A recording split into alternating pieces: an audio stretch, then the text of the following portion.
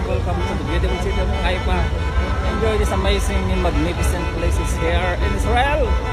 God bless you. Don't forget to like, share, and follow our page. Visit Israel from your home. God bless.